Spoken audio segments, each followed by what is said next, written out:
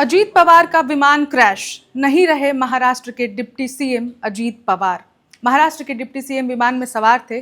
DGCA ने 6 लोगों के मौत की पुष्टि की है। महाराष्ट्र से इस वक्त सबसे बड़ी और चौंकाने वाली खबर सामने आ रही है। राज्य के उप मुख्यमंत्री अजीत पवार जिस विमान में सवार थे, उसके बारामती में क्रैश होने की पुष्टि हुई है। इस हादसे ने न सिर्फ महाराष्ट्र बल्कि पूरे देश में सनसनी फैला दी है। अब तक की जानकारी के अनुसार डिप्टी सीएम की दुखद मृत्यु हो गई है।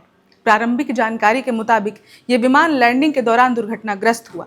बताया जा रहा है कि अजीत पवार किसी आधिकारिक कार्यक्रम में शामिल होने के लिए बारामती पहुंचे थे। जैसे ही विमान रनवे पर उतरने की प्रक्रिया में थी, तभी अचानक तकनीकी गड़बड़ी सामने आई और विमान संतुलन खो बैठा। इस हादसे के बाद एयरपोर्ट और आसपास के इलाके में अफरा तफरी का माहौल बन गया है। स्थानीय प्रशासन, पुलिस, फायर ब्रिगेड और मेडिकल टीमें तुरंत मौके पर पहुंची हुई हैं। राहत और बचाव के कार्य जारी हैं। घायलों को पास के अस्पतालों में भर्ती कराया गया। सबसे गंभीर और दुखद जानकारी यही है, नागर विमानन महानिदेशालय यानी कि डीजीसीए ने इस हादसे में 6 लोगों की मौत की पुष्टि कर दी है।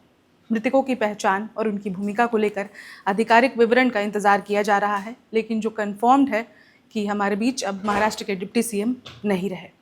डीजीसीए का कहना है कि हादसे की तकनीकी और परिचालन दोनों स्तरों पर जांच शुरू कर दी गई है।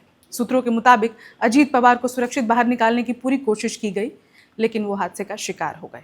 राज्य सरकार और मुख्यमंत्री कार्यालय की ओर से भी लगातार स्थिति पर नजर रखी जा रही थी। हादसे की खबर मिलते ही राजनीतिक गलियारों में हलचल तेज हो गई है। कई वरिष्ठ नेताओं ने चिंता जाहिर करते हुए जल्द ही आधिकारिक जानकारी साझा करने की मांग की है। वहीं बारामती और पुणे क्षेत्र में सुरक्षा व्यवस्था कड़ी कर दी गई है। डीजीसीए और एयरक्राफ्ट एक्सीडेंट इन्वेस्टिगेशन ब्यूरो की टीमें ब्लैक बॉक्स, फ्लाइट डेटा और कॉकपिट वॉइस रिकॉर्डर की जांच करेंगी और सभी टीमें मौके पर मौजूद हो गई हैं ताकि ये पता लगाया जा सके कि इस हादसा या क्या ये तकनीकी खराबी थी या फिर इस हादसे के पीछे कोई और बड़ी वजह या फिर मौसम की खराबी।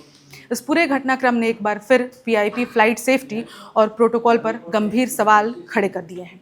जब तक जांच पूरी नहीं होती है, तब तक हादसे के कारणों को लेकर कोई निष्कर्ष निकालना जल्दबाजी होगी।